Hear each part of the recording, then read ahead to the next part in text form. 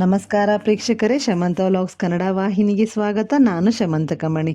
ಈ ವಿಡಿಯೋನಲ್ಲಿ ಪಕ್ಕ ಹಳ್ಳಿಯ ಶೈಲಿಯಲ್ಲಿ ಯಾವುದೇ ಹೆಚ್ಚು ಹೊರ ಪುಡಿಗಳನ್ನು ಬಳಸದೆ ನಮ್ಮ ಅಜ್ಜಿಯರು ಮಾಡುತ್ತಿದ್ದ ಶೈಲಿಯಲ್ಲಿ ಮೀನಿನ ಸಾರಿನ ತಯಾರಿಕೆಯನ್ನು ಶೇರ್ ಮಾಡುತ್ತಿದ್ದೇನೆ. ಮೊದಲಿಗೆ 1 kgಯಷ್ಟು ಮೀನಿನ ಮಾಂಸದ ತುಂಡುಗಳನ್ನು ತೊಳೆದಿಟ್ಟುಕೊಳ್ಳಬೇಕು.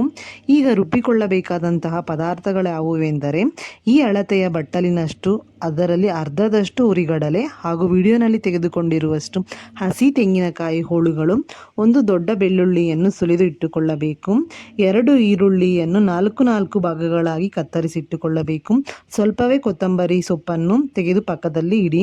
ಈಗ ಮುಖ್ಯವಾದ ಪದಾರ್ಥ ಹುಣಸೆ ಹಣ್ಣು. ಈ ಸಾರಿಗೆ ಇದೇ ಮುಖ್ಯವಾದಂತಹ ಪದಾರ್ಥ.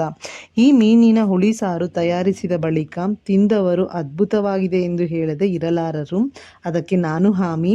ಇಷ್ಟು ದೊಡ್ಡ ಗಾತ್ರದಷ್ಟು ಹುಣಸೆ ಹಣ್ಣನ್ನು 2 ಬಾರಿ ತೊಳೆದು ಹೀಗೆ ನೀರಿನಲ್ಲಿ ನೆನೆಸಿಡಿ. ಮತ್ತೊಂದು ವಿಷಯ, ಮೀನನ್ನು ತರಲು ತೆರಳಿದಾಗ ಅವರಿಗೆ ನಾವು ಸಾರಿಗೆ ಎಂದು ತಿಳಿಸಿದರೆ ಹೇಗೆ ಬೇಕೋ ಹಾಗೆ ಕತ್ತರಿಸುತ್ತಾರೆ, ಹಾಗೂ ಕಬಾಬ್ ಮತ್ತು ಫ್ರೈಗಳಿಗೆ ಎಂದು ಹೇಳಿದರೆ ಬೇರೆ ರೀತಿಯಲ್ಲಿ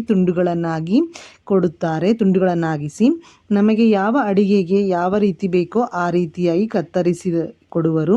ಮುಂದಿನ ವಿಡಿಯೋನಲ್ಲಿ ಫಿಶ್ ಕಬಾಬ್ ಫ್ರೈ ಅಡಿಗೆಯನ್ನು ಶೇರ್ ಮಾಡುತ್ತೇನೆ. ಆಗ ಅವರು ಕತ್ತರಿಸಿರುವ ಬಗೆಯನ್ನು ತೋರಿಸುತ್ತೇನೆ. ಈಗ ಎಲ್ಲವನ್ನು ಹೀಗೆ ಸಿದ್ಧ ಮಾಡಿ ಪೂರ್ವ ತಯಾರಿ ಮಾಡಿರುವುದರಿಂದ ಕೇವಲ 15 ನಿಮಿಷಗಳಲ್ಲಿ ತಯಾರಿಸಬಹುದು ಈ ಮೀನಿನ ಸಾರು. ಈಗ ಈ ಎಲ್ಲ ಸಾಮಗ್ರಿಗಳನ್ನು ರುಬ್ಬಿಕೊಳ್ಳಬೇಕು. ಇಷ್ಟು ನುಣ್ಣಗೆ ರುಬ್ಬಿ ಇಡಬೇಕು.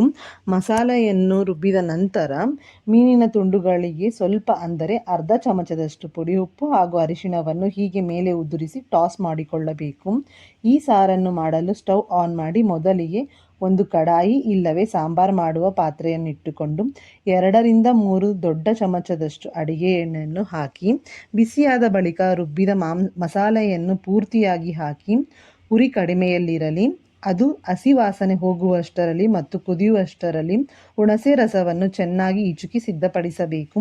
ಈಗ 3 ಗ್ಲಾಸ್ಗಳಷ್ಟು ನೀರನ್ನು ಸೇರಿಸಿ ಈಗ 1 ಸೌಟಿನಷ್ಟು ಸಾಂಬಾರ್ ಪುಡಿಯನ್ನು ಸಹ ಹಾಕಿ ಚೆನ್ನಾಗಿ ಕಲಕಿ ಈ ಬಣ್ಣಕ್ಕೆ ತಿರುಗಿದ ಬಳಿಕ ಹುಣಸೆ ನೀರನ್ನು ಹೀಗೆ ಬಸಿದು ಪೂರ್ತಿಯಾಗಿ ಹಿಂಡಿ ಸಿಪ್ಪೆಯನ್ನು ಹೀಗೆ ಬೇರ್ಪಡಿಸಿ ಮತ್ತೊಂದು ಗ್ಲಾಸ್ನಷ್ಟು ನೀರನ್ನು ಸಹ ಈಗ ಸೇರಿಸಿ ಸ್ಟವ್ನ ಉರಿಯನ್ನು ಹೆಚ್ಚಿಗೆ ಮಾಡಿ ಈಗ ಉಕ್ಕಲಾರಂಭಿಸಿ ಕುದಿಯಲು ಆರಂಭಿಸುತ್ತದೆ.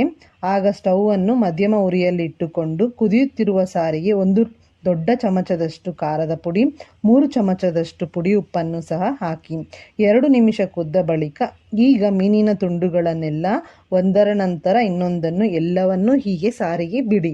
ಈ ಕ್ರಮವನ್ನು ಮಾಡುವಾಗ ಉರಿ ಕಡಿಮೆಯಲ್ಲಿಟ್ಟುಕೊಳ್ಳಬೇಕು, ಮರೆಯಬೇಡಿ. 10 ನಿಮಿಷಗಳ ಬಳಿಕ ಮೀನಿನ ತುಂಡುಗಳು ಪೂರ್ತಿಯಾಗಿ ಬೆಂದು ಸಾರು ಘಮಘಮಿಸಲಾರಂಭಿಸುತ್ತದೆ.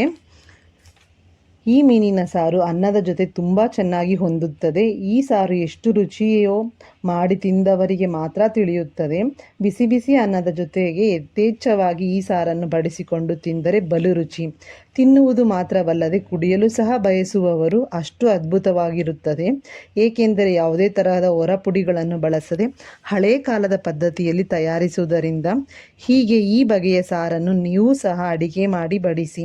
ನಿಮಗೆ ಈ ಮೀನಿನ ಸಾರಿನ ಅಡಿಗೆ ವಿಡಿಯೋ ಇಷ್ಟವಾದಲ್ಲಿ ಲೈಕ್ ಮಾಡಿ, ನಿಮ್ಮ ಅನಿಸಿಕೆ ಮೆಚ್ಚುಗೆಗಳನ್ನು ಕಮೆಂಟ್ಗಳ ರೂಪದಲ್ಲಿ ತಿಳಿಸಿ. ಈ ವಿಡಿಯೋವನ್ನು ವೀಕ್ಷಣೆ ಮಾಡಿದ್ದಕ್ಕಾಗಿ ಧನ್ಯವಾದಗಳು.